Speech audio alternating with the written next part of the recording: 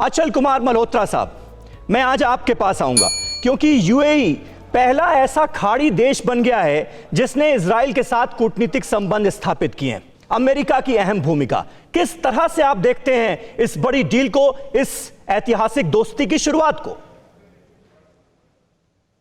सभी, जैसा कि आपने कहा और मीडिया में भी बताया, ये वास्तव में एक ऐतिहासिक घटना है।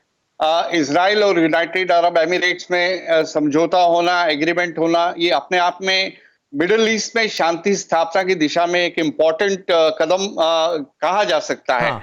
इससे पहले इजराइल के रिलेशंस इजिप्ट और जॉर्डन के साथ नॉर्मल हुए थे, लेकिन काफी साल हो गए इस बात को। और ओवरऑल कॉन्टेक्स्ट में अगर देखा जाए तो ये जो मिडिल ईस्ट है, इस पे अगर शांति की स्थापना होती है तो ना सिर्फ ये मिडिल ईस्ट के लिए बल्कि पूरी दुनिया के लिए एक अच्छा संकेत है। भारत के भी मिडिल ईस्ट में बहुत सारे इंटरेस्ट हैं। भारत के लिए ये बहुत बड़ी सोर्स ऑफ एनर्जी सोर्सेज की सप्लाई का जरिया है। हमारे लाखों लोग वहाँ मिडिल ईस्ट में काम करते हैं, वहां से इन्वेस्टमेंट्स आती हैं। तो इन सब चीजों के मद्देनजर अगर हम बात करें तो मुझे लगता है ये अपने आप में बहुत ही एक अच्छी जो है एक कदम उठाया गया है। और जो स्टेटमेंट्स आ रही हैं वॉशिंगटन से और तेल अवीव से, उसपे ये भी उम्मीद जताई जा रही है कि यूएई के बाद शायद दूसरे अरब देश भी जो हैं इसे फॉलो अप करेंगे और इजराइल के साथ इनके संबंध जो हैं सुधार होंगे।